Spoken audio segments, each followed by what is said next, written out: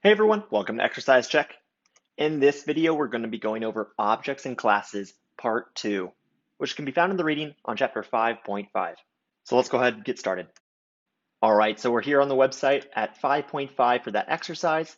And the first thing it says is that we need to work through these exercises in IntelliJ on that Java Web Dev Exercises project.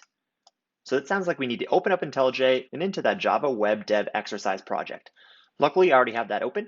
If you need a small refresher on how to open this project, feel free to check out the previous exercise video. Going back to the assignment, we will need to update the student.java file by implementing the addGrade and getGradeLevel methods, sketched out in the instance methods section. So let's go see what they're talking about. I click on instance methods, and I scroll down to the student class, and I see that we have sketched out two new instant methods here.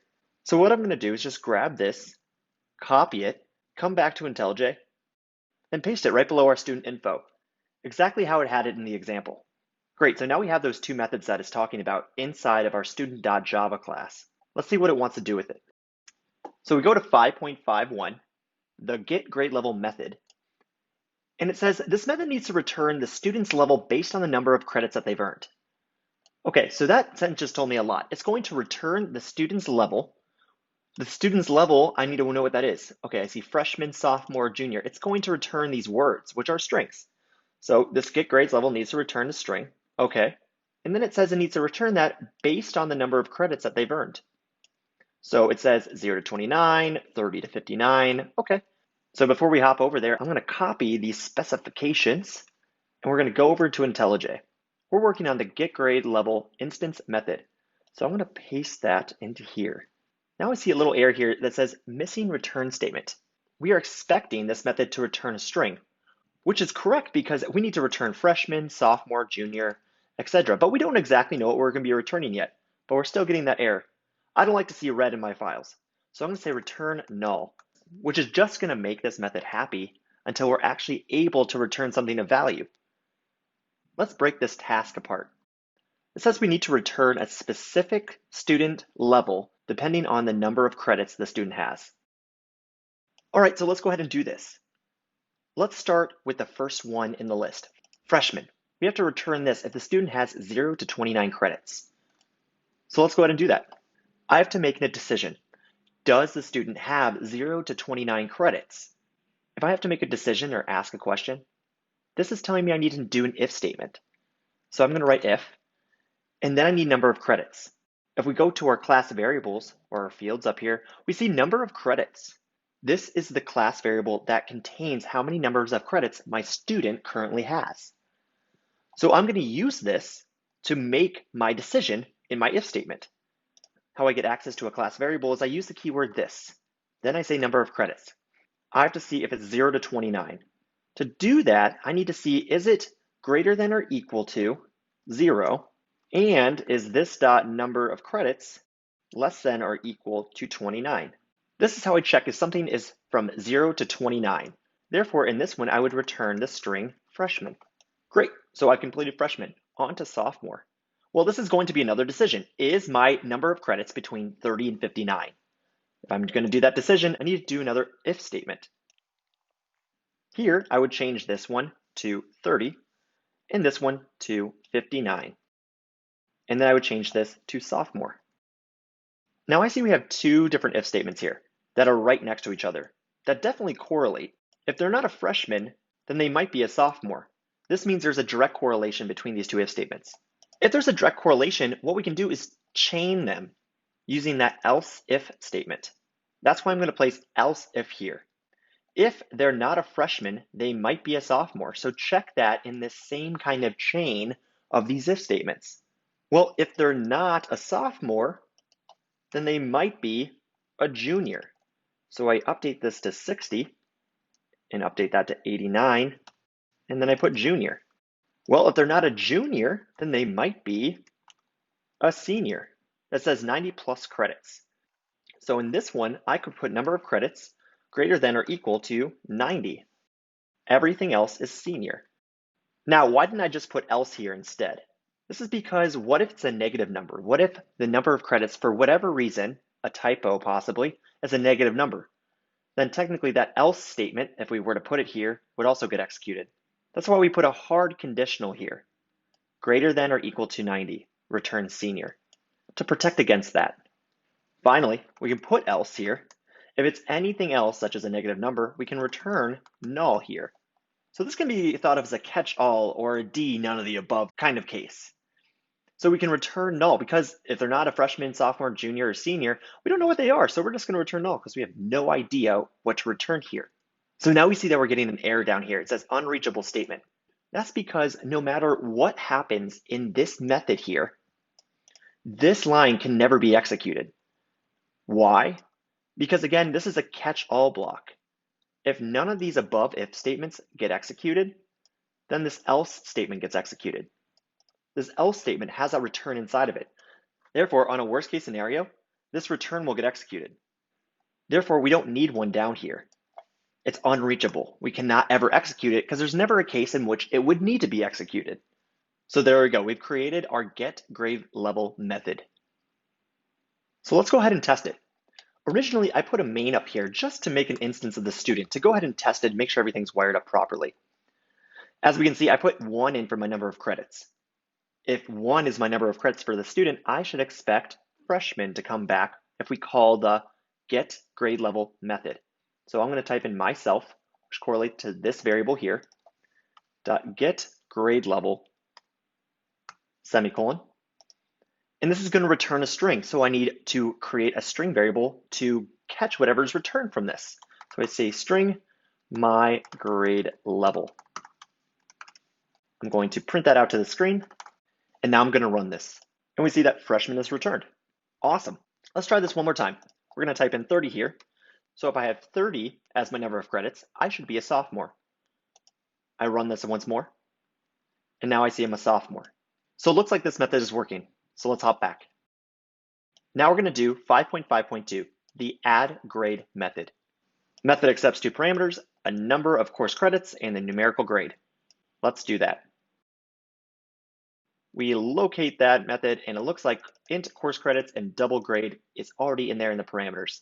Fantastic. So we don't need to do that. That's all in there. So it looks like, unfortunately, I do have to come down here and start with the GPA stuff. So let's do that. All right, so this formula says GPA equals total quality score divided by the total number of credits. All right, I understand total number of credits. That's pretty easy. We already have that inside of our class, but it's this total quality score that's throwing me off. I continue to read down here. The quality score for a class is found by multiplying the letter group score by the number of credits. Okay, well, I think that's very important. I'm going to copy that over to our method. So that's how we get the quality score. Let's go back. The total quality score is the sum of all the quality scores in the classes. Once we were able to calculate the total quality score, then we'll be able to calculate the GPA. So it sounds like there's a few steps to this process. So first things first, let's be able to get a quality score for our student.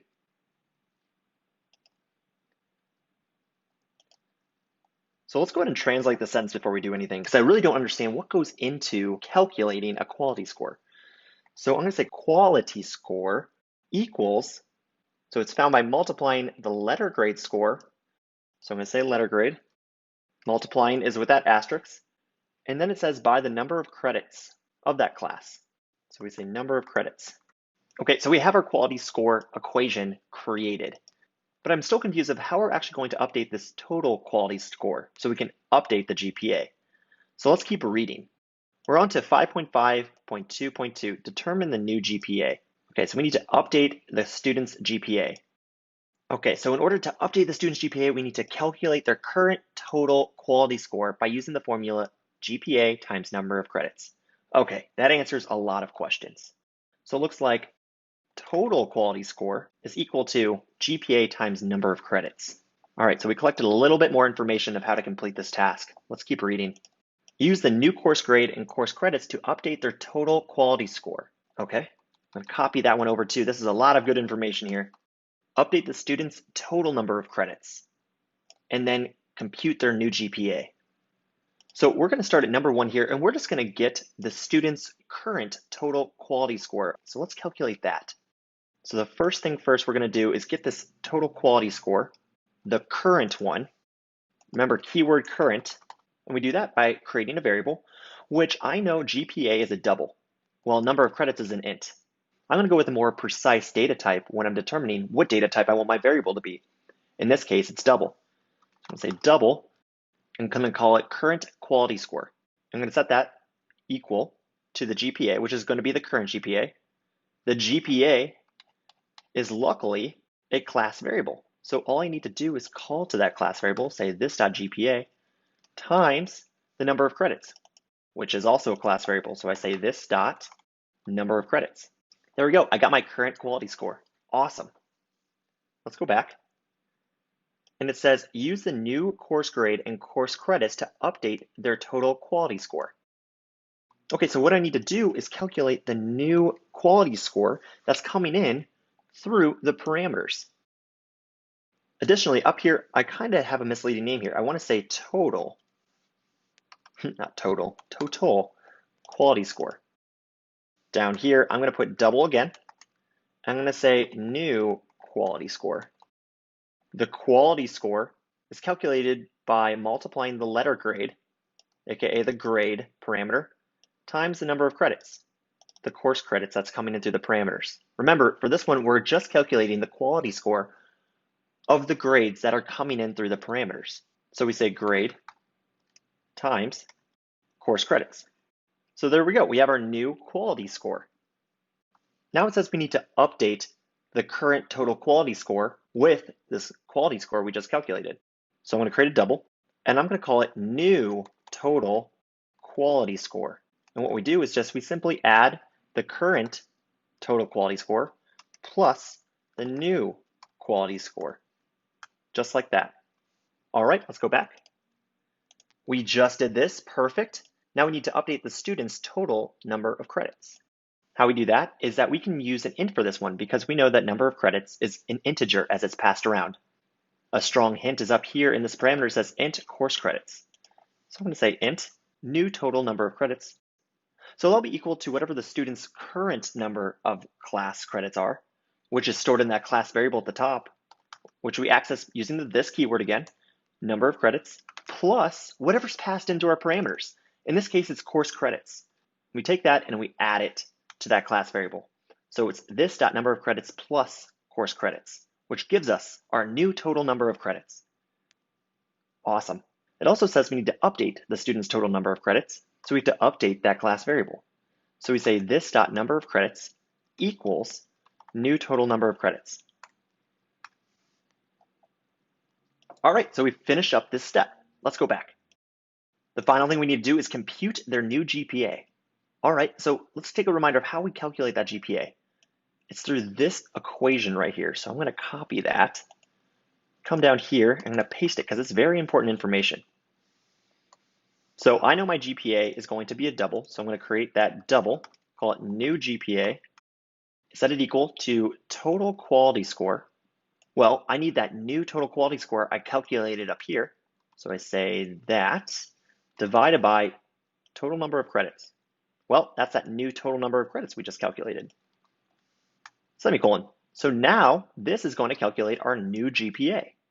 So one last thing we have to do is update that student's GPA by saying this.gpa, calling to that class variable GPA, and assign it to the new GPA. Perfect, just like this. Let's go back and make sure we're not missing any steps. So it says we need to update the student's GPA, not return it. So we don't have to return anything from this method. Great. We computed their new GPA. So we're good here. Let's test it out. We go back up to the top. I'm going to comment out what I did previously, and I'm going to put myself.add grade. The first one is course credits. I'm going to say 3 credits, and I got a 3.0. And then I'm going to system.out.println myself.gpa. So let's run this. And when I ran this, I see that I got a proper GPA printed back out. So why was it 3.9? Because I created my student instance myself with a 4.0 and 30 credits. So I had a 4.0 going into all of this. But then I finally got a B with 3 credits, decreasing my GPA to a 3.9 now. So I know this is working properly. Let's do it one more time with another 3.0. It should decrease my GPA even more. So now I got a 3.9 and then I get printed out a 3.833. Great, that means my GPA is constantly decreasing because I keep getting more Bs. I'm no longer an A student, which though is unfortunate, this is exactly what we need to see. Awesome, so let's keep going. We're now on to 5.5.3, toString and equals. Add a custom equals and toString method to the student class. Okay, let's do that. So we'll go down here, above their getters and setters. We say @override. We see implement methods here. Double click and press toString and press OK. IntelliJ just helped us implement this custom toString method. So what I'm going to do to edit this and make it more custom, I'm just going to return the student's name and the GPA. So what I say is return this.name plus, I'm going to put colon plus this.GPA. So when I run the toString method on my student now, I should get the name, colon, and their GPA printed out. So let's try that out. Commenting out everything I did previously. Come down here. I want to print out my student to the screen using that print line. I say myself.toString. Run this. And I see Kyle colon 4.0. Perfect. Now let's create that custom equals. I come back down here. I say override equals. So in this equals method, now I can tell my program when I believe two objects are equal. By default, two objects are equal if they have the same references, those memory addresses that we talked about in previous chapters. But maybe I don't want that to happen. Maybe I just want my two objects to be equal if their names are equal. So let's go ahead and do that. Now, first things first, I need to check if this object coming in my parameter is truly a student. If it's not a student, if it's a teacher, they can't be equal. Students and teachers in this example aren't the same people. So we need to check if this object is actually of type student. And how we can do that, we say obj, the parameter, and we say instance of, and then type in the class we want it to be an instance of, in this case, student. So if this returns true, then it truly is a student. If it's false, then we want to return false from this equals method. So I'm going to wrap this in parentheses so we know it's all one statement. And we're going to say equal to false, then I'm going to return false. So what the statement is saying is that if object instance of student is equal to false, which therefore it is not an instance of student, return false, aka those objects aren't equal. So the next thing we need to do is that we need to transform this object, this obj, into a student. So we say student, my student obj equals student obj. This right here is casting obj, which is a general object, which can just be anything, into a student object. So now we can use this my student object to get the name out of it so we can see if it's equal. So now we say if my student obj dot name dot equals this dot name, meaning my class's name, then return true. Now, big call out, remember this dot equals has nothing to do with the equals up here. This dot equals has to do on the name, which the name is a string.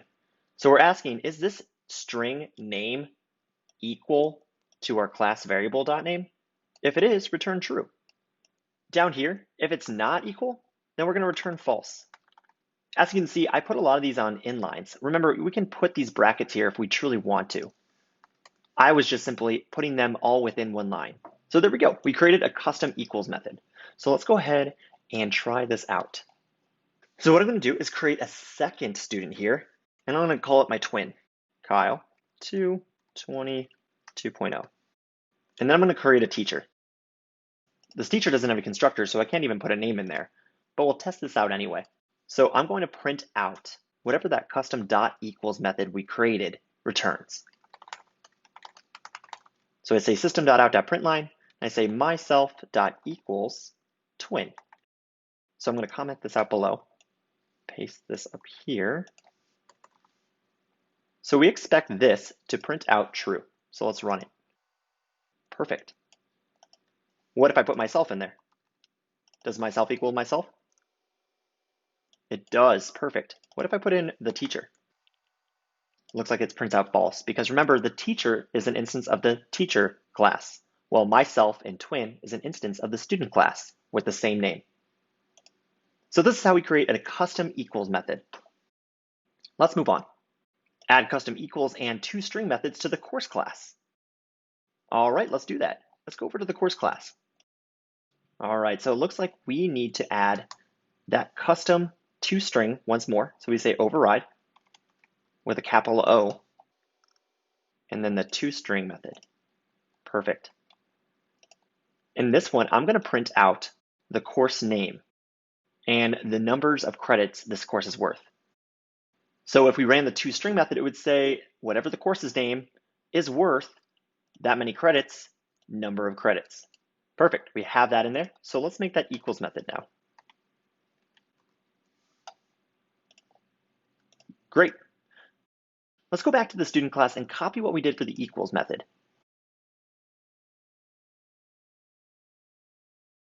Okay, so let's start line by line here. 21 looks great. 22, object instance of student. We don't want student anymore, we need course. It needs to be an instance of the course class for it to be able to be equal. Course, we need to convert it to a course object, so I'm going to call it my course object. Call it course once more. Object, perfect. My student object doesn't exist anymore, it's my course object, so I replace that. And we're going to compare my course's name equal to whatever the class's name is to see if they're equal.